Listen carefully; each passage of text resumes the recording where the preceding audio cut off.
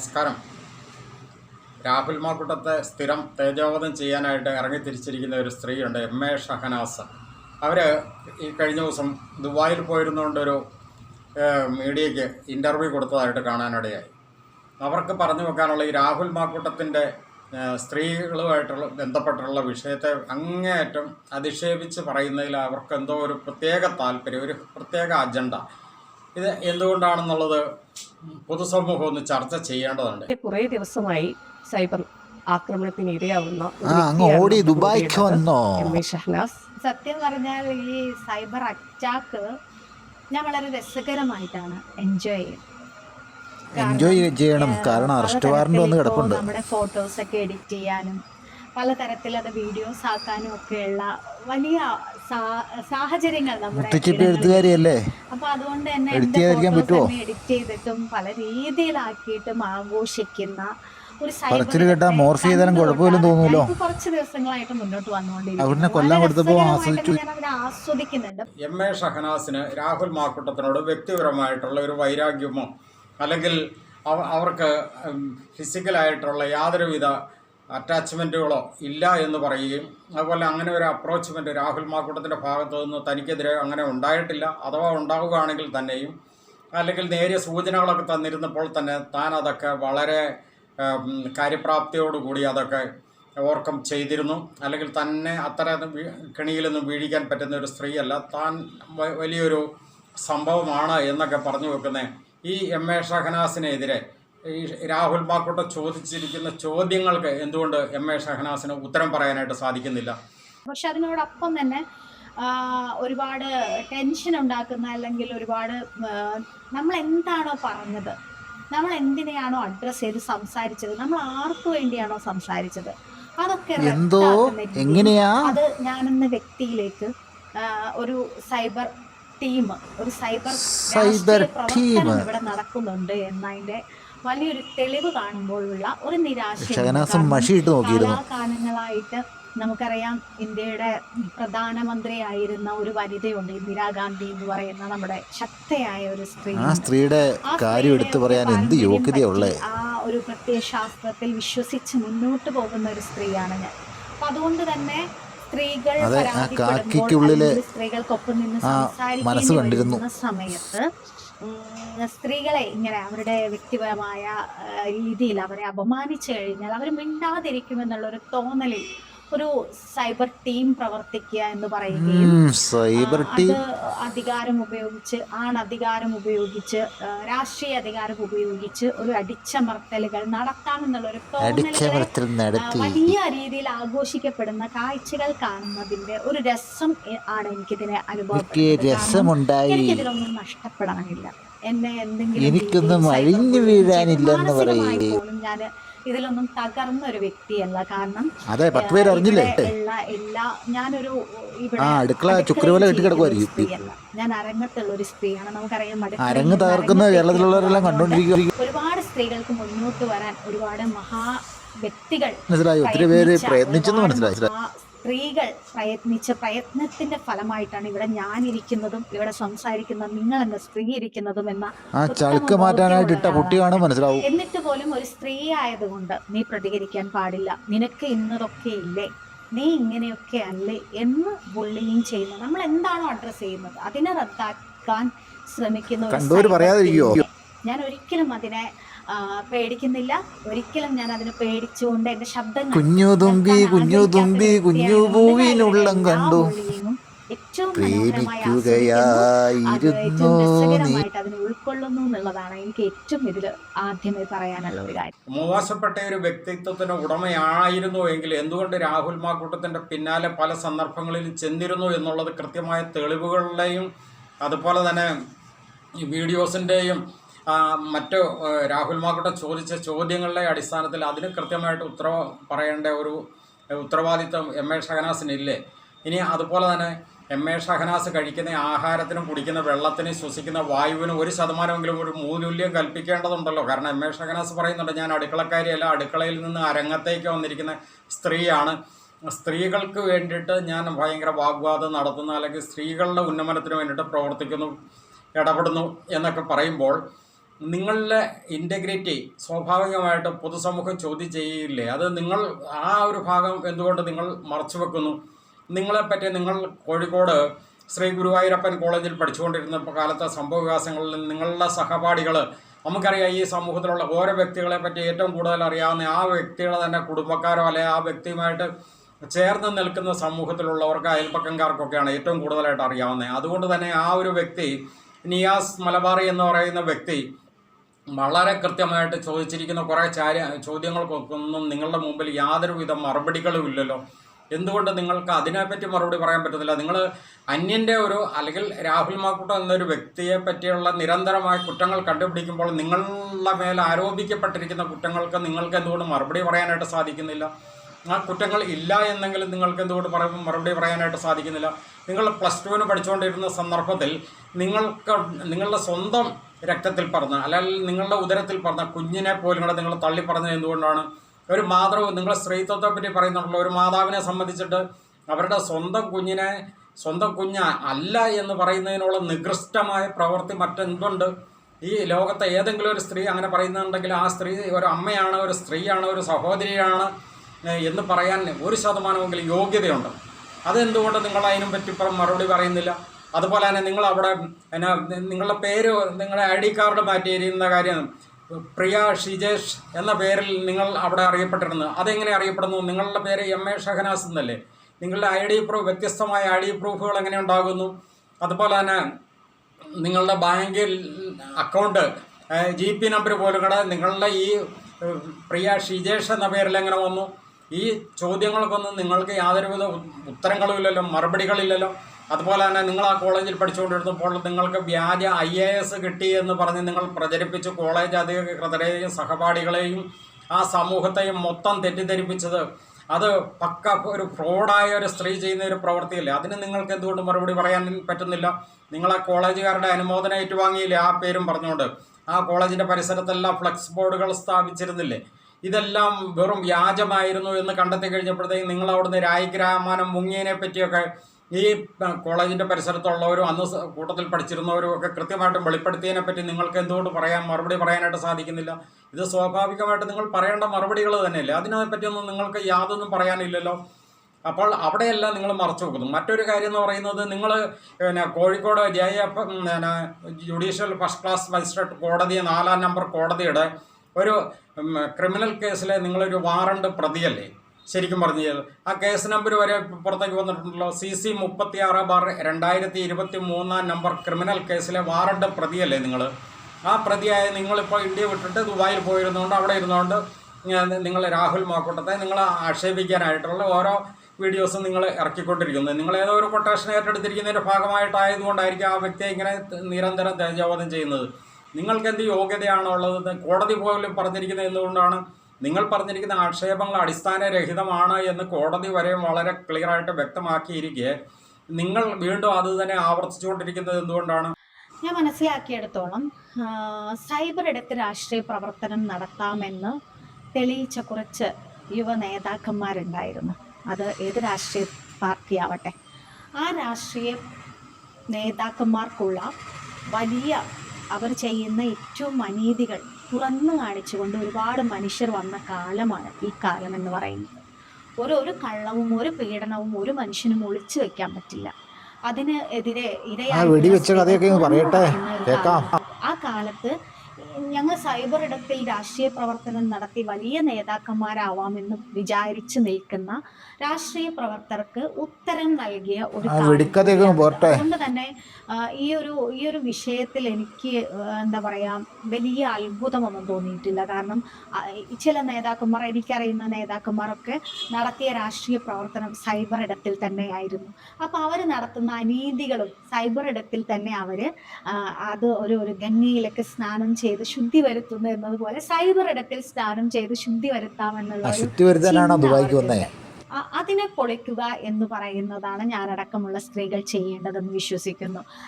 ഇപ്പൊ നിങ്ങൾ പുള്ളിക്കാരിയാന്ന് മനസ്സിലായി. ഇപ്പൊ ഒരു നമ്മൾ ഏറ്റവും ഭയപ്പെട്ടിരുന്നത് കമ്മ്യൂണിസ്റ്റ് പാർട്ടിയുടെ ഒരു രാഷ്ട്രീയം, ആ രാഷ്ട്രീയത്തിനെതിരെ പറയുക, ആ രാഷ്ട്രീയത്തിലുള്ള ഒരാള് അതിൽ നിന്ന് മാറി നിന്നാൽ, അതിൽ നിന്ന് പാർട്ടി വിടുന്നു എന്ന് പറഞ്ഞാൽ അവരെ കൊല ചെയ്യപ്പെടുന്നു എന്നൊക്കെയുള്ള വളരെ ഒരു ഭയാനകമായ സാഹചര്യങ്ങൾ പണ്ട് മുതലേ നമ്മൾ കേട്ടിട്ടുള്ള ഒരു കാര്യമാണ്. പക്ഷേ അപ്പോൾ ഷഹനാസ് കമ്മ്യൂണിസ്റ്റ് ആണെന്ന് മനസ്സിലായി. ഭയാനകമായ സാഹചര്യം ഉള്ളത് കോൺഗ്രസ് പാർട്ടിയിൽ തന്നെയാണെന്ന് എനിക്ക് പറയാൻ പറ്റും. കാരണം കോൺഗ്രസ് പാർട്ടിയിൽ എന്നതിനേക്കാൾ അപ്പുറം കോൺഗ്രസിന്റെ ഒഫീഷ്യൽ അല്ലാത്തൊരു സൈബർ ടീം, ഇതൊക്കെ കോൺഗ്രസിന്റെ ഒഫീഷ്യൽ സൈബർ ടീം അല്ല ഈ പറയുന്നതും സ്ത്രീകളെ അപമാനിക്കുന്നതും ഒക്കെ.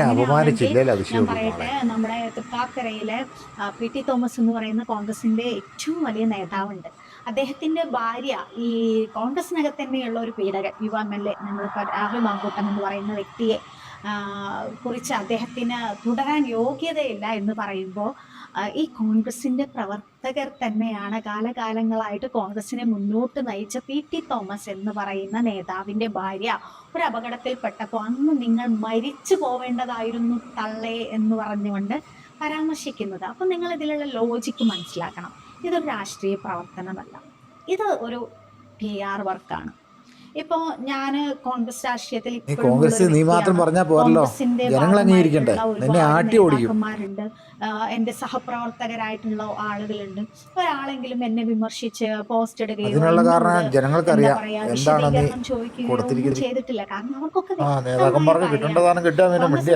പ്രസ്ഥാനത്തിനകത്ത് നിന്ന് രാഹുൽ മാങ്കൂട്ടം എന്ന് പറയുന്ന യൂത്ത് കോൺഗ്രസിന്റെ പ്രസിഡന്റായ, അതല്ലെങ്കിൽ കോൺഗ്രസിന്റെ MLA ആയിരുന്ന ഒരു വ്യക്തി നടത്തിയ കൊടും ക്രൂരതകൾ തിരിച്ചറിഞ്ഞുകൊണ്ട് പാർട്ടിയിൽ നിന്ന് പുറത്താക്കിയിട്ടുണ്ട്. ഈ നിമിഷവും അദ്ദേഹം പാർട്ടിയിൽ ഭർത്തൃപതികളായ സ്ത്രീകൾ ഒരു അവിവാഹിതനായ ഒരു യുവാവിനെ ഏതെങ്കിലും രീതിയിൽ സ്വാധീനിച്ച് തൻ്റെ ഇംഗിതത്തിന് വിധേയമാക്കിയിട്ട് കാലങ്ങൾ കഴിഞ്ഞ് ആ സൗഹൃദം വഷളായി കഴിഞ്ഞപ്പോഴത്തേക്കും തന്നെ പീഡിപ്പിച്ചേ എന്ന് പറഞ്ഞുകൊണ്ട് നടക്കുന്നതിനോളം നികൃഷ്ടമായ പ്രവൃത്തി എന്തുണ്ട്? അത് സ്ത്രീയാണെങ്കിലും പുരുഷനാണെങ്കിലും അങ്ങനെ ചെയ്യാൻ പാടുണ്ടോ? അതുകൊണ്ട് തന്നെയല്ലേ രാഹുൽ മാങ്കൂട്ടത്തിനോടൊപ്പം ഈ അമ്മ പെങ്ങന്മാരും സഹോദരിമാരും ഏറ്റവും കൂടുതൽ സപ്പോർട്ട് ചെയ്യുന്നത്? അതുകൊണ്ട് തന്നെയല്ല, സ്ത്രീകൾക്ക് ശാപമായി തീരുന്ന ഈ കാലഘട്ടത്തിൽ ഇത്തരം സ്ത്രീകളെ പൊതുസമൂഹത്തിൽ തുറന്നു കാട്ടേണ്ടതുണ്ട് എന്ന് ഈ മലയാള സമൂഹത്തിലെ ഒരു 99% സ്ത്രീകൾ ആഗ്രഹിക്കുന്നു. അതുകൊണ്ട് തന്നെയാണ് ഇത്തരം നികൃഷ്ടരായിട്ടുള്ള സ്ത്രീകളെ തുറന്നു കാണിക്കണമെന്ന് അവരാഗ്രഹിക്കുന്നത്, അവരത് ചെയ്തുകൊണ്ടിരിക്കുന്നത്. രാഹുൽ മാങ്കൂട്ടത്തെ വളരെയധികം സ്നേഹിക്കുന്നതും നെഞ്ചോടേറ്റുന്നതും. രാഹുൽ മാങ്കൂട്ടം എന്ന വ്യക്തി പൊതുസമൂഹത്തിൽ ചെയ്തുകൊണ്ടിരിക്കുന്ന പ്രവൃത്തിയെപ്പറ്റി നിങ്ങൾക്ക് എന്തെങ്കിലും ഒരു ആക്ഷേപം പറയാനുണ്ടോ? ആ വ്യക്തി ഒരു അഴിമതിക്കാരനാണെന്നോ, തട്ടിപ്പ് വീരനാണെന്നോ, MLA ആയിട്ട് എന്തെങ്കിലും അഴിമതി നടത്തിയെന്നോ, പദ്ധതി നടത്തിയില്ലെന്നോ, ഫണ്ട് വക തിരിച്ച് മാറ്റിയെന്നോ, അങ്ങനെ എന്തെങ്കിലും ആക്ഷേപങ്ങൾ നിങ്ങൾക്ക് ആർക്കെങ്കിലും എന്തെങ്കിലും പറയാനുണ്ടോ? ഒന്നുമില്ലല്ലോ. പക്ഷേ നിങ്ങൾ എന്നിട്ട് ആ ഒരു വ്യക്തിയെ ടാർഗറ്റ് ചെയ്ത് ഇങ്ങനെ നിരന്തരമായിട്ട് ആക്ഷേപങ്ങൾ ഉന്നയിച്ചുകൊണ്ടിരിക്കുന്നു. നിങ്ങളുടെ മേൽ വന്നിരിക്കുന്ന ആരോപണങ്ങൾക്ക് നിങ്ങൾക്കൊന്നും മറുപടിയില്ല.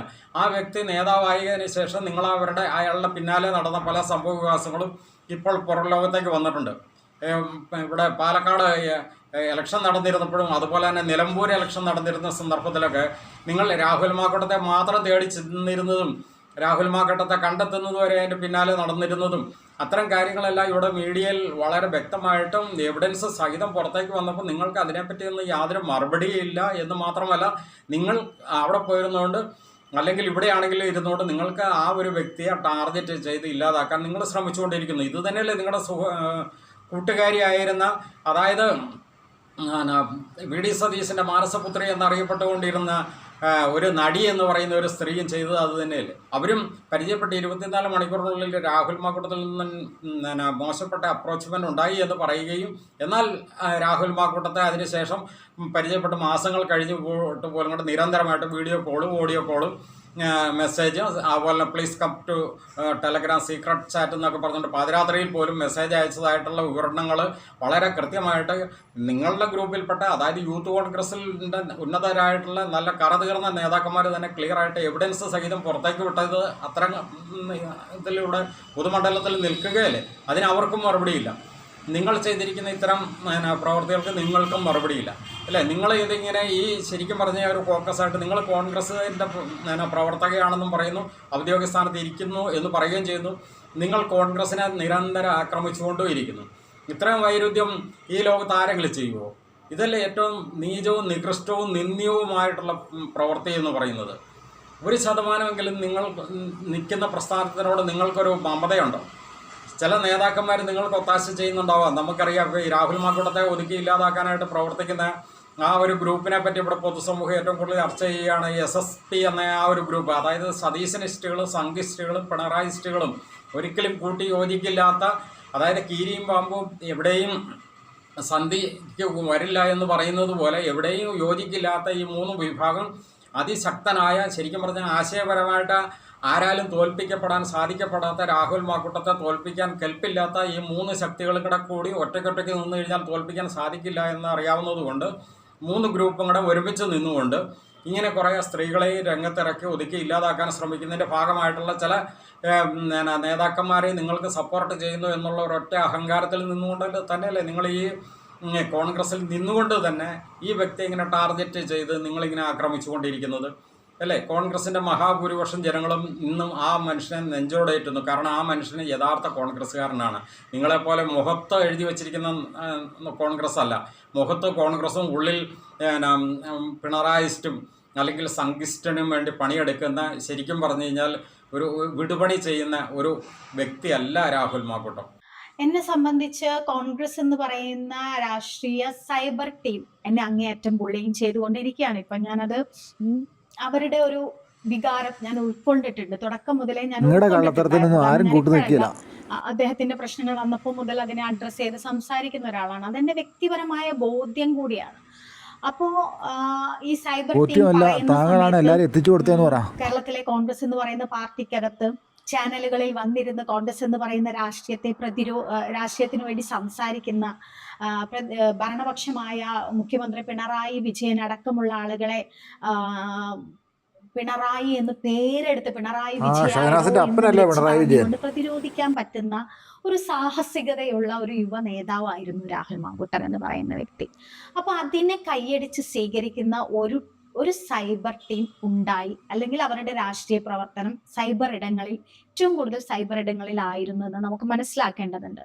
അപ്പൊ അവിടെ നിന്നുകൊണ്ട് എപ്പോഴും ഒഫീഷ്യലി ഉള്ള ഏതെങ്കിലും ഒരു നേതാവ്, എന്നെ സപ്പോർട്ട് ചെയ്യുന്ന, എന്നെ വിളിച്ച് സംസാരിക്കുന്ന ഒരുപാട് നേതാക്കന്മാരുണ്ട്. ഷഹനാസ്, ഇത് ഞങ്ങളുടെ ടീമല്ല, കോൺഗ്രസിന്റെ ഒഫീഷ്യലി ടീമല്ല നിങ്ങളെ ബുള്ളിങ് ചെയ്യുന്നത്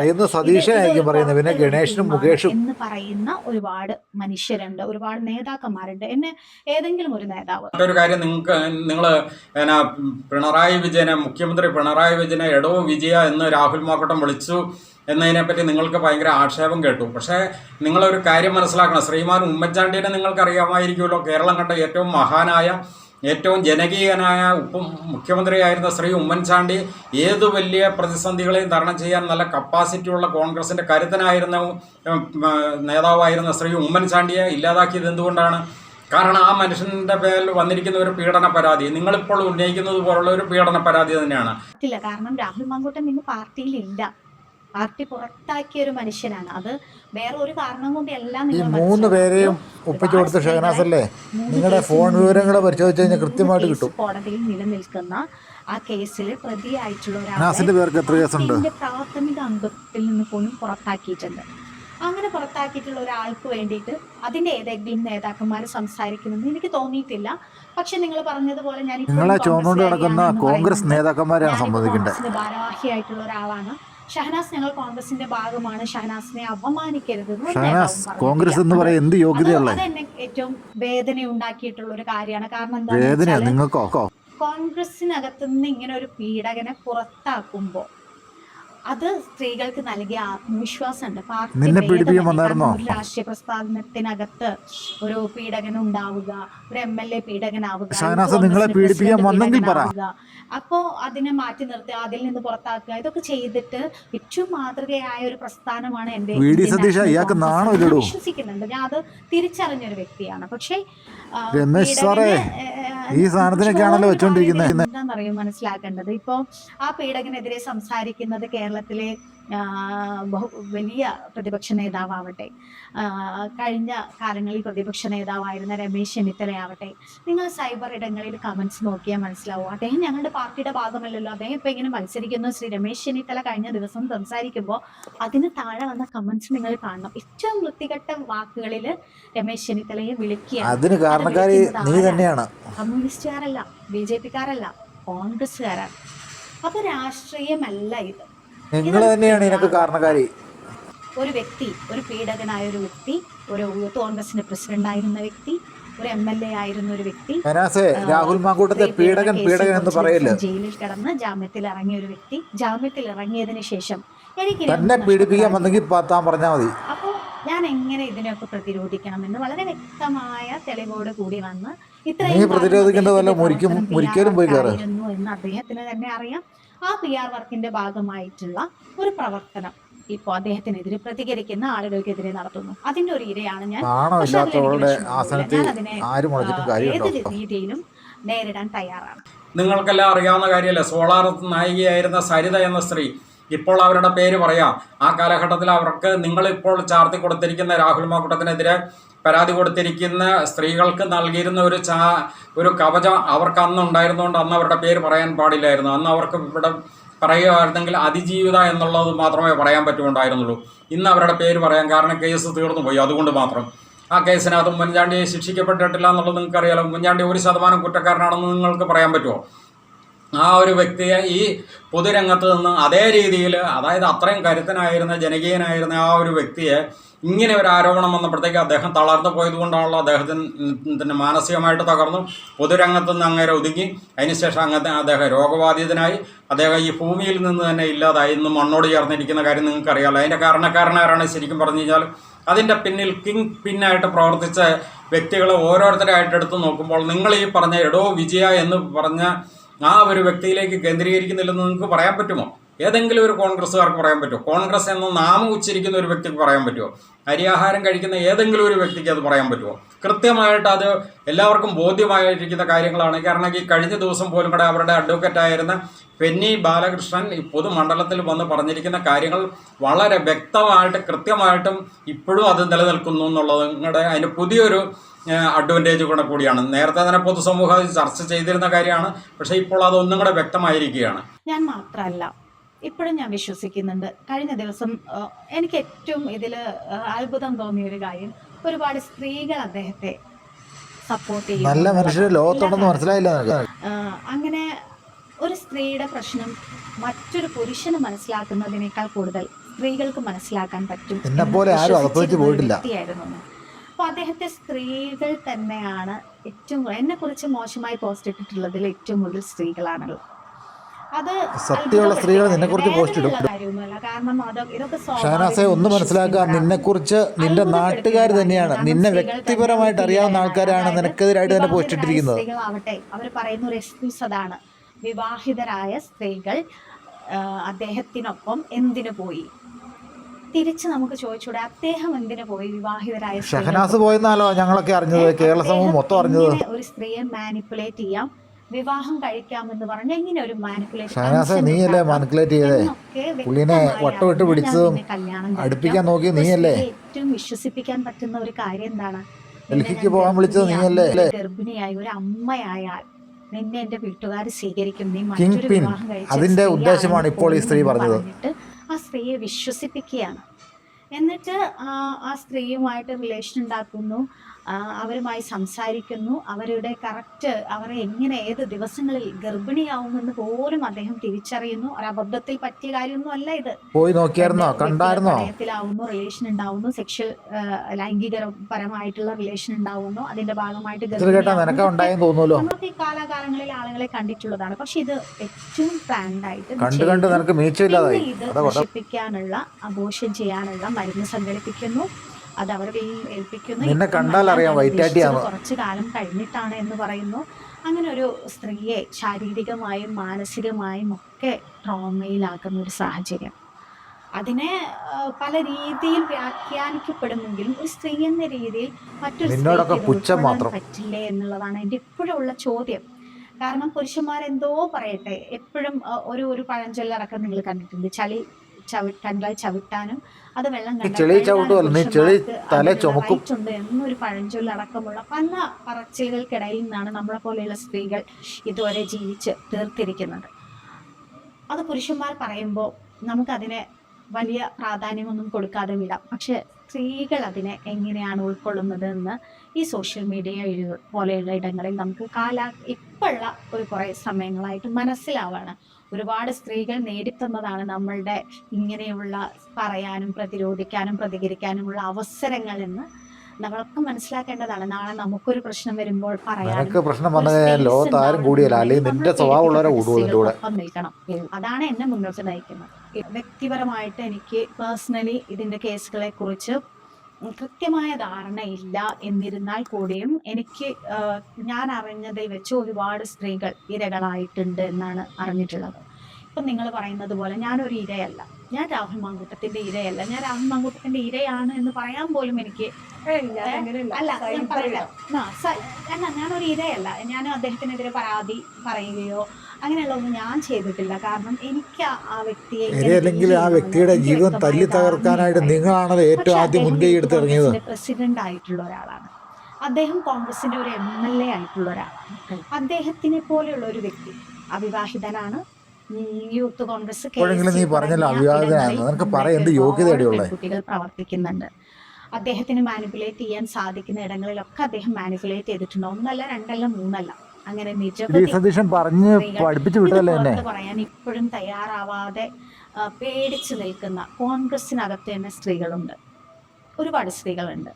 അവർക്ക് വേണ്ടി കൂടിയാണ് കോൺഗ്രസിനകത്ത് ശ്രീ രാഹുൽ മാങ്കൂട്ടം എന്ന് പറയുന്ന MLA-ക്കെതിരെ സംസാരിച്ച ഒരുപാട് സ്ത്രീകളുണ്ട്, മുതിർന്ന സ്ത്രീകളുണ്ട്. അപ്പോൾ അങ്ങനെ ഒരു വ്യക്തിയെ എന്ന് ചൂണ്ടിക്കാണിച്ചതിന്റെ പേരിലാണ് നിങ്ങൾ കോൺഗ്രസ്സുകാരനായിരുന്നുകൊണ്ട് ആ രാഹുൽ മാങ്കൂട്ടം ചൂണ്ടിക്കാണിച്ചതിനെ പോലും കൂടെ നിങ്ങൾ ആക്ഷേപിക്കുമ്പോൾ, നിങ്ങൾ കോൺഗ്രസ്സുകാരി എന്ന് നിങ്ങൾ സ്വയം അവകാശപ്പെടുന്നത് നിങ്ങളുടെ ആ പുറമേ ഉള്ള ആ കോൺഗ്രസിൻ്റെ ഒരു ലേബൽ മാത്രമാണ് എന്ന് മാത്രമേ പറയാനുള്ളൂ. എന്താണെങ്കിലും ഇതൊക്കെ വളരെ തരം താണ ഒരു പ്രവൃത്തിയാണ് എന്ന് മാത്രം പറഞ്ഞുകൊണ്ട് നിർത്തുന്നു. നന്ദി.